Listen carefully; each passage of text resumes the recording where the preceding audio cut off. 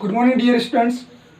हाँ, तो कल अपन ने पढ़ा प्रिज्म में अपवर्तन, उससे से संबंधित कुछ फॉर्मूले आए थे अपने पास, वो बहुत इंपॉर्टेंट था। उस पर न्यूमेरिकल्स बनाए थे, उस पर न्यूमेरिकल्स बुक के आपको करने के लिए दिए भी थे, तो आपने कर भी लिए होंगे।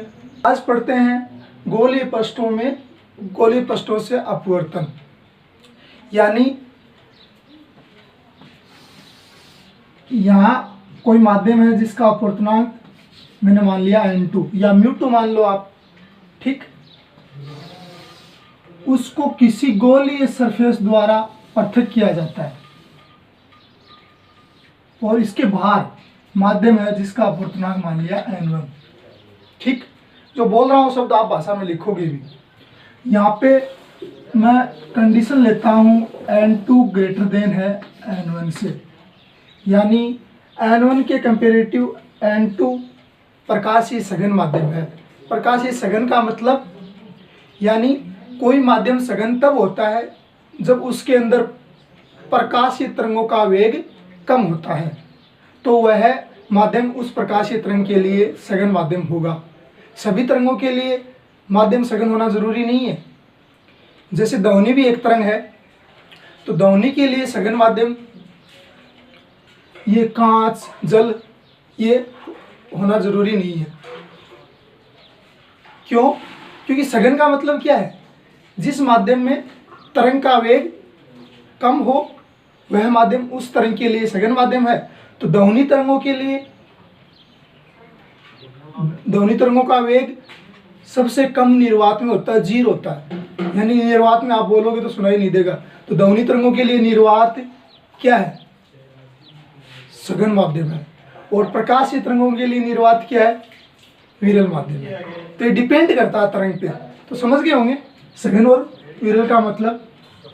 और ये एक प्रिंसिपल एक्सिस है,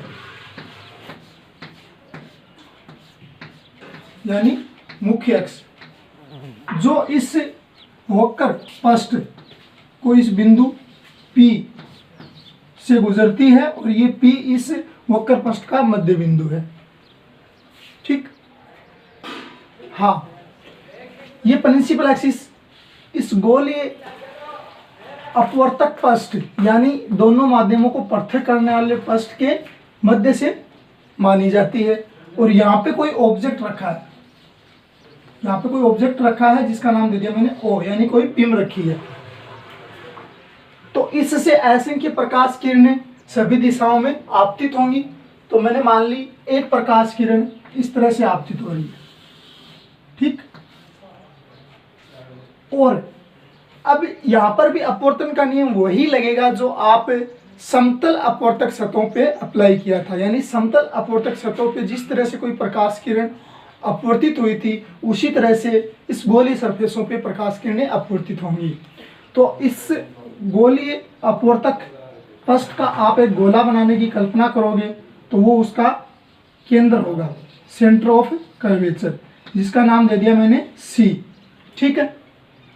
और केंद्र से अपवर्तक पृष्ठ पे डाला गया अभिलंब, खींची की रेखा क्या होती है? अभिलंब होती है। यानी उस गोले की त्रिज्या अपवर्तक पृष्ठ पे क्या होगी? अभिलंब होगी। ये अपवर्तक पृष्ठ क्यों बोल रहा हूँ? वहां पे परावर्तक क्यों बोला था? दर्पणों में वहां पे प्रकाश किरणें परावर्तित होती थी और यहाँ पे पारदर्शी माध्यम है दोनों, तो इसमें प्रकाश किरणें अपवर्तित होती हैं, इसलिए इसको अपवर्तक पृष्ठ बोलते हैं। तो होगा क्या? अपवर्तन के नियम से आप कंडीशन क्या मान रहे हो?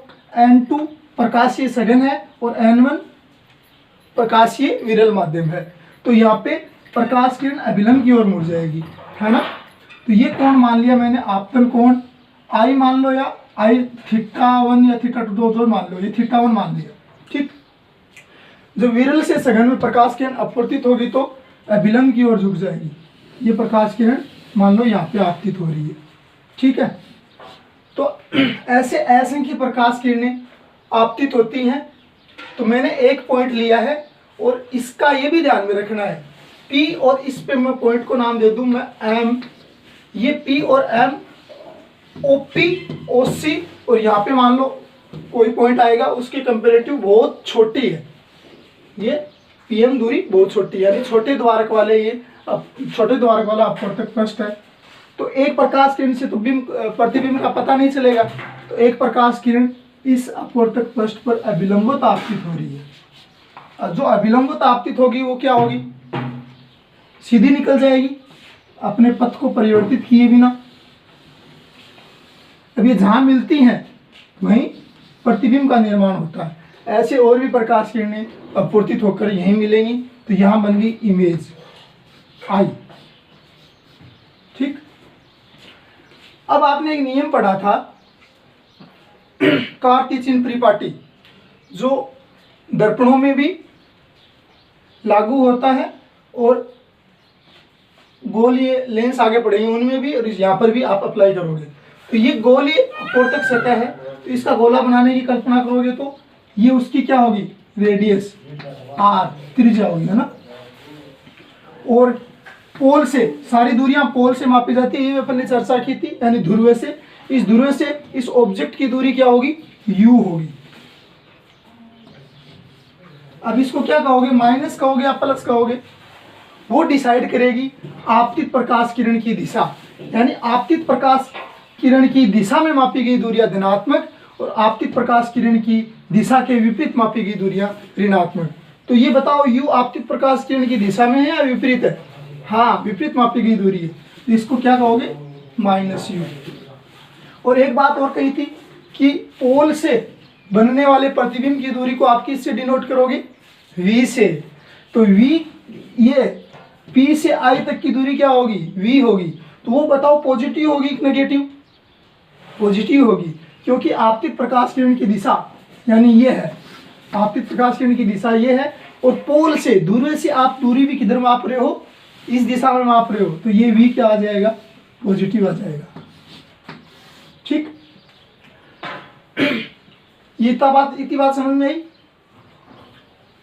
मैं कोण कुछ मान लेता हूं, यहाँ पे एंगल बन रहा है अल्फा, ठीक, और यहाँ पे एंगल बन रहा है बीटा, और यहाँ पे एंगल बन रहा है गामा। क्या बन रहा है, गामा। और इस एम से एक परपेंडिकुलर डालूं, वो यहां इस प्रिंसिपल लाइन को यहां टच करता है, जिसका नाम दे दिया मैंने पी डैश। क्या नाम दे दिया, पी डैश।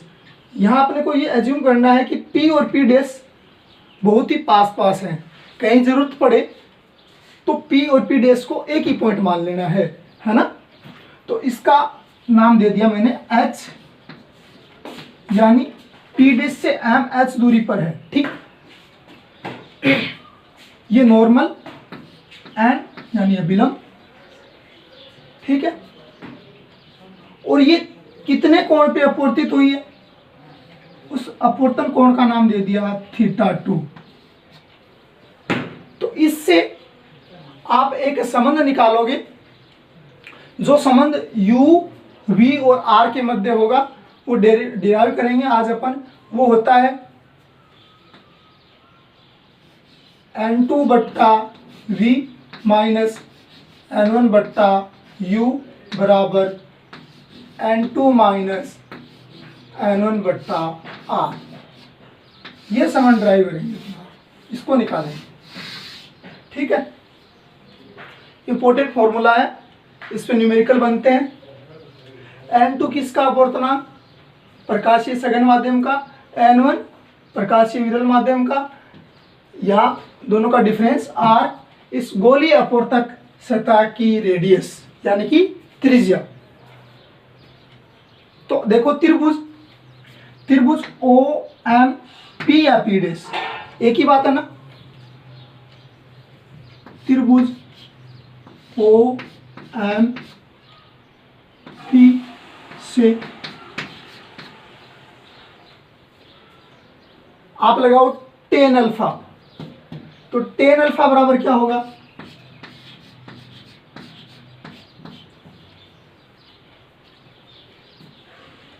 लंब बट्टा आधार। लंब कितना है h और आधार कितना है माइनस u। हाँ माइनस लेना है साथ में, तो माइनस u। इसको नाम दे दिया समीकरण 1।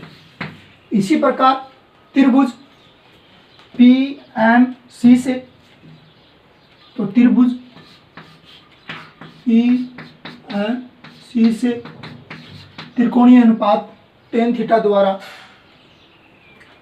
या tan alpha sorry tan beta द्वारा क्या आ जाएगा आपके पास एच बट्टा आर।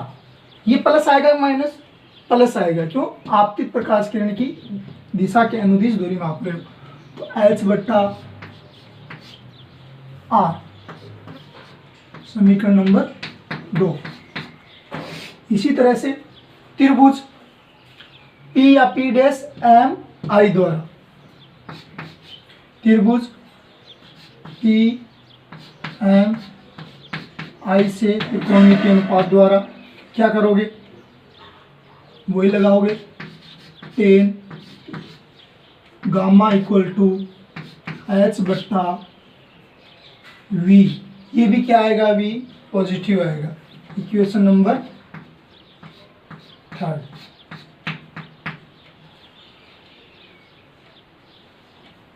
अब क्या मानना है कि ये छोटा द्वारक वाला गोलीय अपवर्तक पृष्ठ है, इस वजह से P और M या M P के सन्निकट है। ये डायग्राम जूम करके बनाया हुआ है, ऐसा समझ लो, जूम किया हुआ है ना।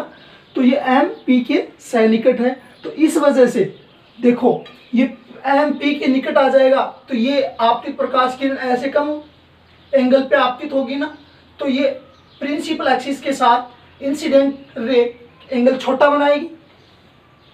अरे भाई इधर देखो, ये अपवर्तक पृष्ठ, ये प्रिंसिपल लाइन, यहाँ ऑब्जेक्ट, ये प्रकाश किरण बहुत पास ऐसे आपतित हो रही है, तो ये एंगल छोटा बनेगा ना अल्फा, ये एंगल छोटा बनेगा, तो ये भी जो आपको वक्र लग रहा है ना, ये भी एक सीधी रेखा हो जाएगी। इसी वजह से इसको एच मान लिया डायरेक्ट, समझ रहे हो ना? समझ लो। तो ये अल्फा बीटा व गामा तीनों एंगल और थीटा 1 और थीटा 2 भी आगे चलकर छोटे एंगल बनेंगे। ये पी इस पी डैश एम और पी डैश के नजदीक होने की वजह से क्या मानोगे अब?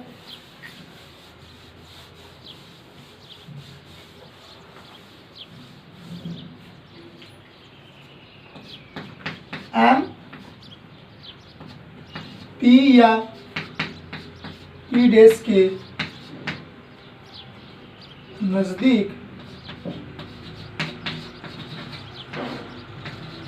है माना, इसलिए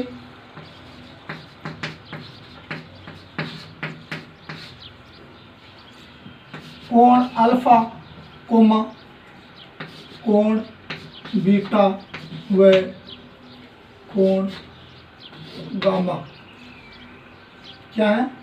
बहुत ही छोटे हैं।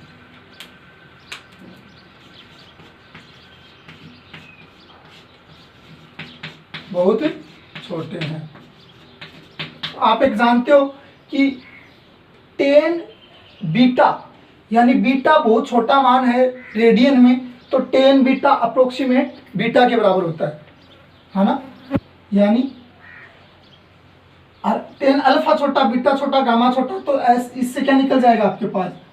10 अल्फा यदि मान रेडियन में है और बहुत ही छोटा है, बहुत छोटा होता है, बहुत पास पास होता है, ये मानो जस्ट यहाँ होता है बहुत ही पास, ये तो अपन ने जूम करके बना रखा है, ऐसा समझ लो। तो क्या हो जाएगा? अल्फा और 10 बीटा भी क्या हो जाएगा? अप्रोक्सीमेट बीटा, और 10 गामा भी क्या हो जाएगा? हो जाएगा अप्रोक्सीमेट गामा। तो इससे तीनों समीकरणों से क्या लिख सकते हो?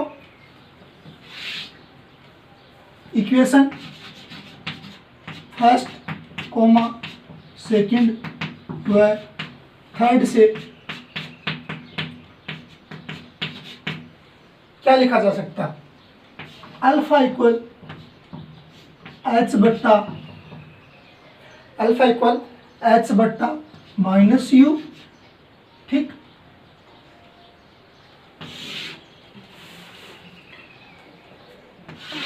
नीचे दिख नहीं रहा होगा, यार लिख दो बीटा इक्वल एच बट्टा आर।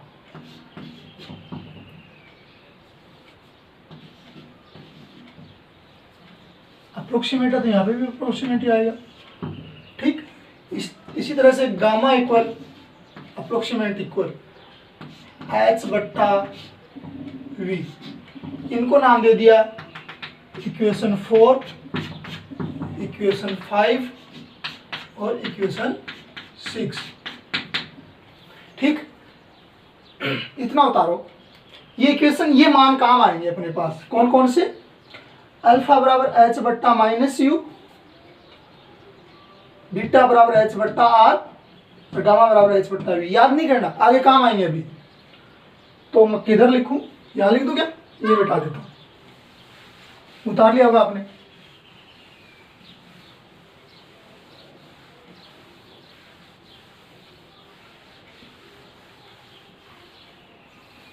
अब एक त्रिभुज देखो, त्रिभुज OMC, मैं त्रिभुज बाहर निकाल रहा हूं। त्रिभुज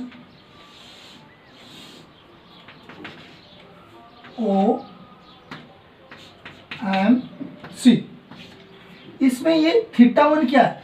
ये बड़ा बन गया लेकिन समझ लो। θ1 क्या है? बेस कोण। तो ये सामने वाले अंतः कोणों के योग के बराबर होगा ना, ये अल्फा और ये बीटा। मैथ्स में आप बहुत बार पढ़ते हो ऐसा। तो ये θ1 किसके बराबर होगा? अल्फा प्लस बीटा के। तो यहां से क्या लिख सकते हो? त्रिभुज OMC से θ1 बराबर है अल्फा प्लस बीटा के, alpha plus beta. Equation number कितने नंबर चल रही? 6, 7। इसी प्रकार ये त्रिभुज देखो, CMI, त्रिभुज CMI यानी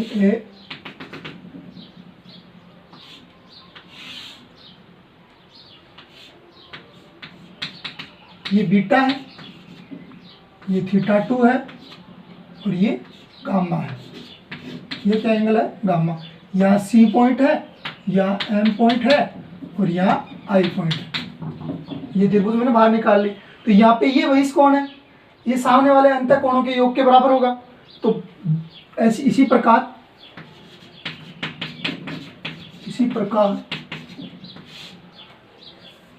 त्रिभुज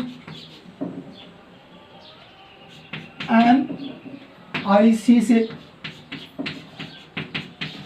त्रिभुज MIC से बीटा इक्वल क्या हो जाएगा? बीटा के बराबर होगा θ2 प्लस I, θ2 प्लस I। यहाँ पे अपने को θ2 की वैल्यू चाहिएगी, तो इस रूप में इस इक्वेशन को लेके आते हैं, तो ये इधर चला जाएगा। तो θ2, अब θ2 बराबर क्या जाएगा? यहाँ लिख दूं, नीचे दिख रहा नहीं होगा। θ2 बराबर आ गया ये इधर जाके बीटा माइनस आई, बीटा माइनस आई। ये इक्वेशन है 8 नंबर।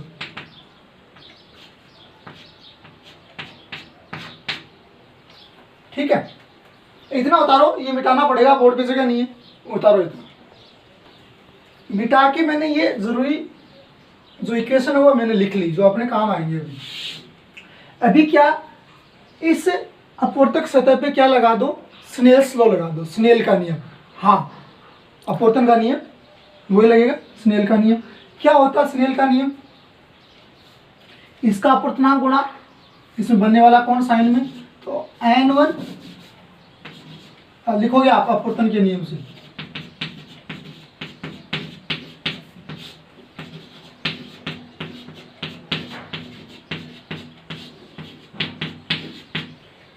m आपतन बिंदु पर अपवर्तन के नियम से n1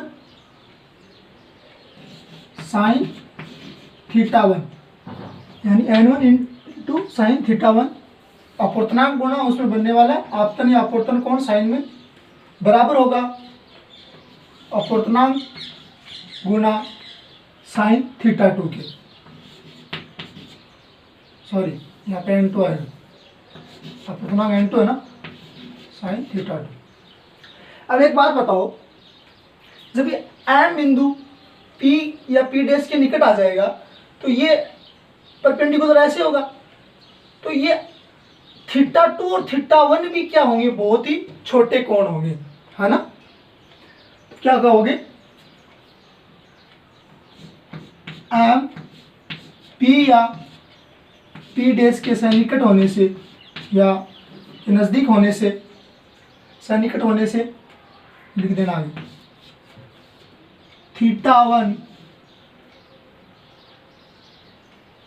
या नज़दीक होने से क्या हो जाएगा, साइन, ऐसे डायरेक्ट लिख दूँ, sine theta one comma sine theta two,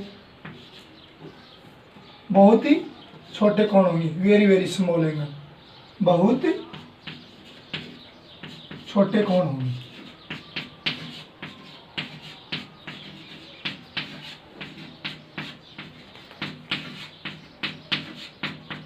आता है,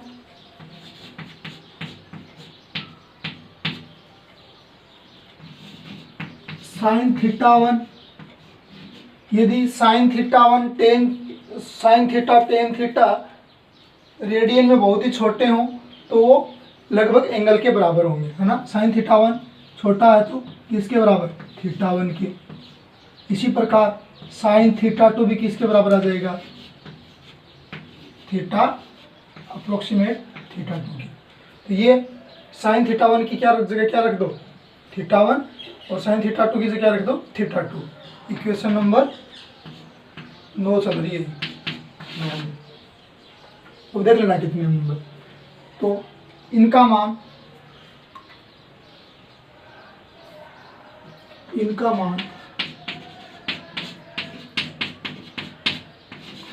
इक्वेशन 9 में रखने पर रखोगे तो n1 थीटा वन बराबर होगा n2 थीटा टू के। सही बात है, n1 थीटा वन बराबर होगा n2 थीटा टू के। अब ये इक्वेशन में थीटा वन का मान क्या है, अल्फा प्लस बीटा, और थीटा टू का मान क्या है, बीटा माइनस आई। तो ये वैल्यू रख दो, थीटा वन की जगह क्या रख दोगे, थीटा वन का मान n1 into alpha plus beta बराबर होगा n2 इंटू बीटा माइनस आई, बीटा माइनस आई। ठीक बात। अब अंदर गुणा कराओ, चलिए आप वैल्यू रख दो, अल्फा की वैल्यू है आपके पास, बीटा की वैल्यू है, चलो वैल्यू रख दो। तो ये मिटा दूं, ये मिटा देता, उतार लिया होगा, ये मिटा दूं, उधर नीचे दिखता नहीं है ना, इसलिए ऐसे जगह तो है नीचे।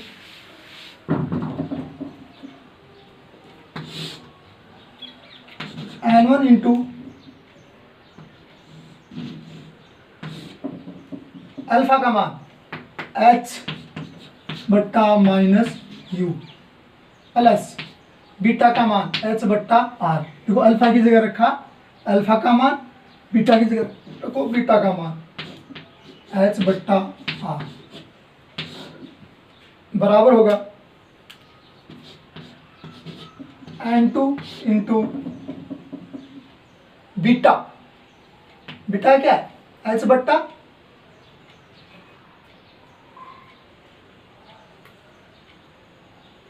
आ ही कैसे लिख दिया यहाँ पे, देखो अरे ये एंगल आई, एंगल लिखना था ना, ये एंगल यहाँ पे गामा बन रहा है, गामा बन रहा है एंगल, तो गामा आएगा, वेरी सॉरी, आई तो पॉइंट है, एंगल गामा बन रहा है ना, नहीं मिस्टेक हो गई, सॉरी, यहाँ पे गामा आएगा, समझ गए होंगे इस तरीके से। दोबारा देख लो, थीटा टू बराबर क्या होगा, सॉरी बीटा बराबर क्या होगा, थीटा टू प्लस गामा, फिर अपने को थीटा टू निकालना है तो क्या हो जाएगा, beta minus gamma, beta minus gamma. ये इसी तरह से लगा देना आप उस त्रिभुज में लगाएंगे तो यहाँ पे भी गामा।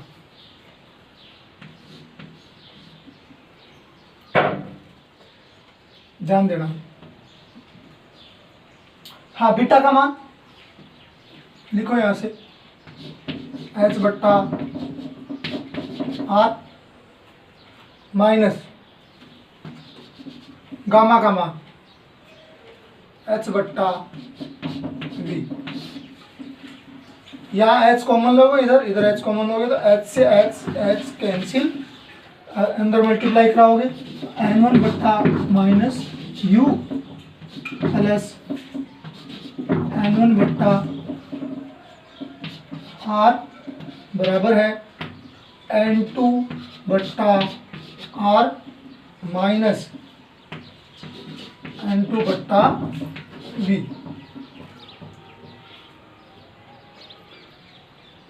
अब इसको इधर ले जाओ और R पक्ष वाले R पद जिनमें R है वो एक तरफ ले आओ, इसको इधर ले गए तो ये प्लस माइनस का तो इधर जाएगा प्लस का हो जाएगा, तो ये पहले लिख दूं N2 बट्टा V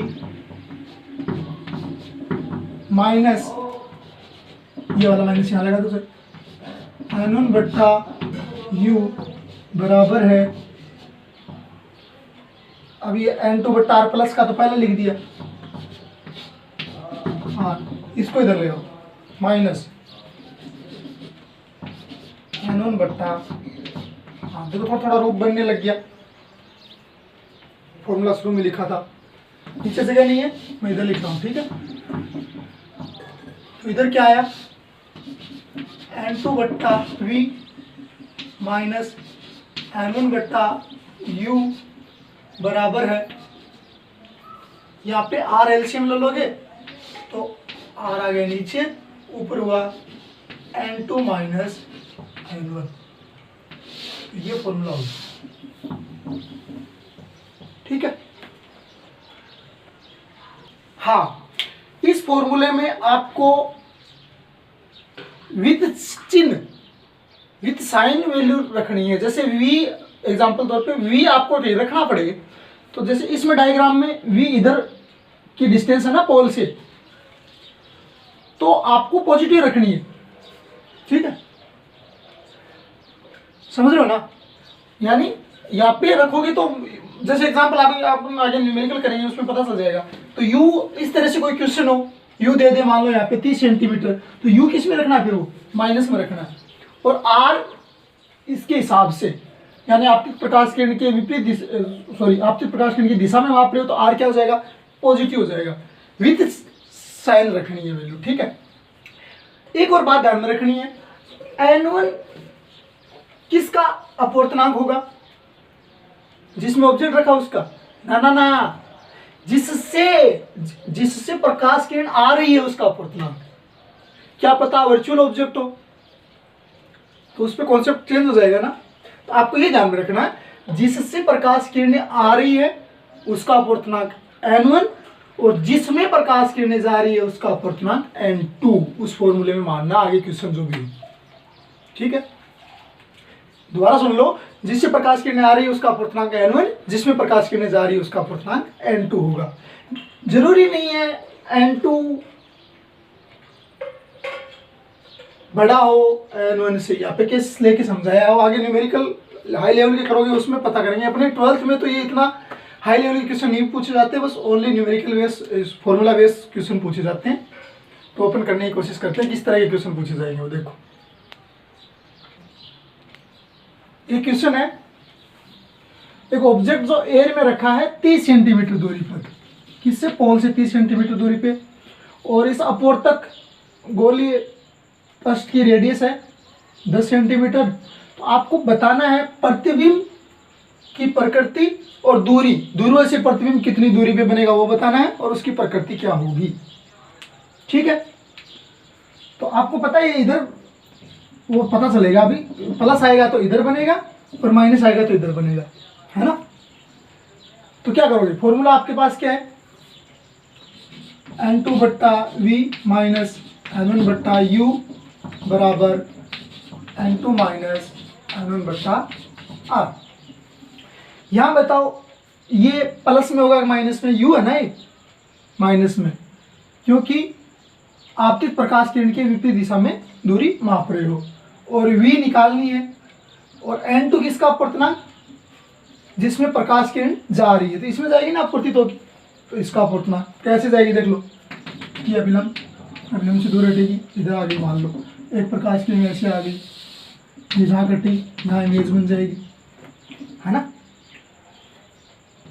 तो n2 1.5/v minus n1, air का अपवर्तनांक दे रखा 1 होता भी है, u -30, किससे, कार्तीय चिन्ह परिपाटी नियम से, n2 1.5 माइनस n1 कितना 1 बाई r कितनी है 10, प्लस में रखोगे माइनस में, हाँ प्लस में, यानी आपतित प्रकाश किरण की दिशा के अनुदिश दूरी माप रहे हो, वो दे रखी है 10।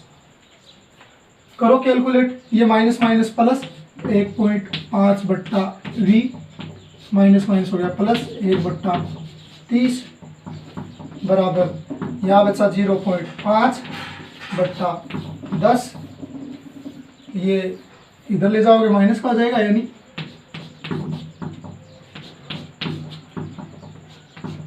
1.5/v बराबर 5/100, पॉइंट हटा, एक जीरो लग गया, इधर जाके हो गया माइनस में 1/30, 20 पंजो 100,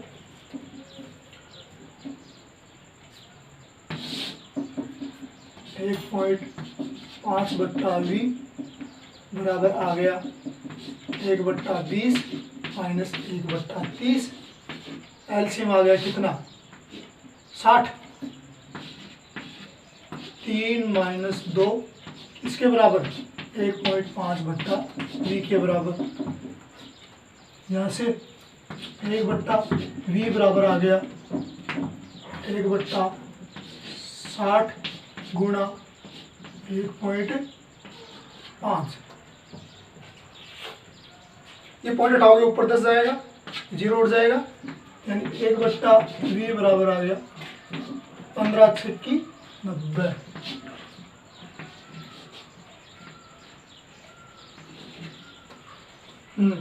अब इसको पलट दो, इसको पलट दो, या क्रॉस मल्टीप्लाई करा लो, तो v बराबर कितना आ गया 90 सेंटीमीटर में, सब वैल्यू तो सेंटीमीटर, और सब सेंटीमीटर में या मीटर में रखनी है, जिस एक चेंज कर दी जाए तो उसको चेंज कर लेना, यानी एक मात्रक में रखनी है। ये प्लस में आया ना,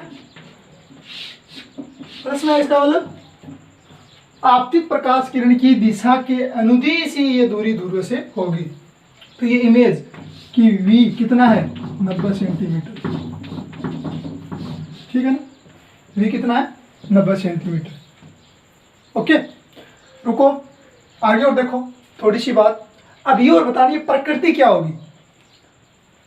प्रकृति यहाँ पे प्रकाश किरणें वास्तव में आई ना, इधर आई है, तो मैंने पहले एज्यूम कर लिया था, पहले मान लिया था, आपके पास जो वैल्यू आ जाए ना उसके बाद डायग्राम बना सकते हो, वैल्यू से जो मान है, तो 90 सेंटीमीटर प्लस आया, इधर में मापोगे, यानी इस तरह से प्रकाश किरणें आपतित होंगी, तो प्रतिबिंब का निर्माण यहाँ होगा, और यहाँ होगा तो धनात्मक होगी, और यहाँ वास्तव में प्रकाश किरणें मिल रही है, इसका मतलब प्रतिबिंब की प्रकृति क्या होगी, वास्तविक होगी, यानी रियल इमेज बनेगी यहाँ पे। और दूसरी बात यदि याद रखने के तौर पे आप क्या करो, ये लेंस वाला यानी यहाँ पे अपवर्तित हो रही है प्रकाश किरणें, तो अपवर्तन के बाद यदि प्रतिबिंबों का निर्माण होता ना, उसमें u और v नेगेटिव चिन्ह आ जाए, यानी u माइनस में आ जाए और v प्लस में आ जाए, तो उस स्थिति में प्रतिबिंब रियल बनती है, यानी वास्तविक बनती है।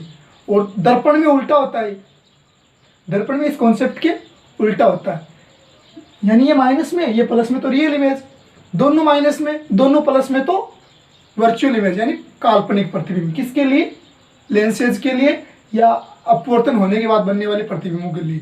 ठीक है, तो देखो अगला क्वेश्चन मैं देता हूँ आपको करने के लिए, करना है, और ये मैंने डायग्राम बना के दे रखा, हो सकता भाषा में भी पूछ लिया जाए कि दो माध्यम हैं जिनको कोई गोली अपवर्तक सतह द्वारा पृथक किया जाता है, और उस पे बनने वाले ध्रुव से बीम दूरी 40 सेंटीमीटर है, और यानी बीम वाटर में रखी है या जल में रखी है ऐसे बोल दो, तो उससे प्रतिबिंब की स्थिति क्या होगी, यानी ध्रुव से प्रतिबिंब कितनी दूरी पे बनेगा और उसकी प्रकृति क्या होगी। इस तरह से बोल दे तो आप डायग्राम बना के कर लेना, और यहाँ डायग्राम से भी सब समझ में आ रहा है कि क्या पूछा होगा। यानी वी पूछा है, प्रतिबिंब की प्रकृति और वह स्थिति, स्थिति मतलब पोल से वो कितनी दूरी पे बनेगा, वी दूरी पूछी है, और प्रकृति यानी वास्तविक होगा या आभासी होगा। यहाँ पे इस बार एयर नहीं है, क्या है, जल है, यहाँ पे कांच है। ठीक है, ये क्वेश्चन आपको करना है। ठीक, नहीं होगा तो कल बताऊंगा। ठीक है बच्चों, आज के लिए इतना ही काफ़ी। धन्यवाद, खुश रहो, पढ़ते रहो।